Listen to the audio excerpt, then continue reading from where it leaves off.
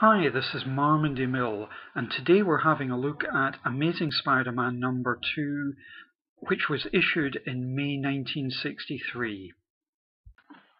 The first story is Duel to Death with the Vulture. Now this is a very important story in Spider-Man's history, as it introduces the Vulture, not everyone's favourite villain, but essential to the development of the series. He's an old man. Spidey should be able to take him out in a minute, surely. Well, maybe not. After all, Peter is still getting to grips with being a superhero. He doesn't have the experience yet, and here he is taking on a wily, ugly, bald old man that can fly.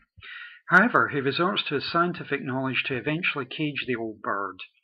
The story also introduces us to Peter Parker, the photographer, who makes enough money from his snaps of the Vulture to pay the rent for Aunt May for the next year.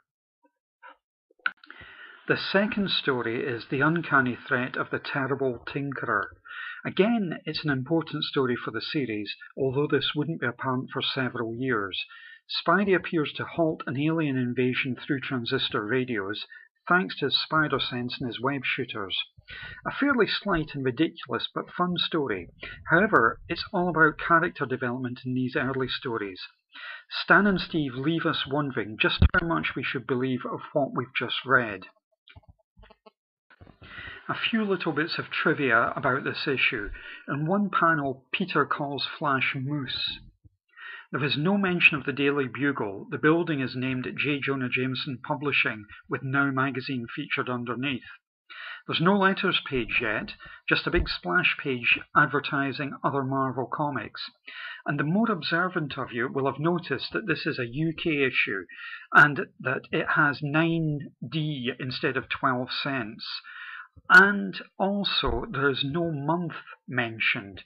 This is usually left off the British issues because by the time it got to the UK, it was a different month.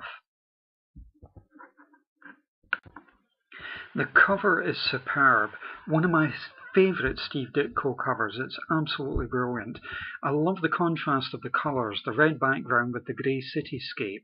The Vulture looks menacing in his green costume, and Spider-Man is looking shocked as a handful of feathers come away in his hand. The inset panel for the Terrible Tinkerer story doesn't give much away, apart from a rather obvious ray gun.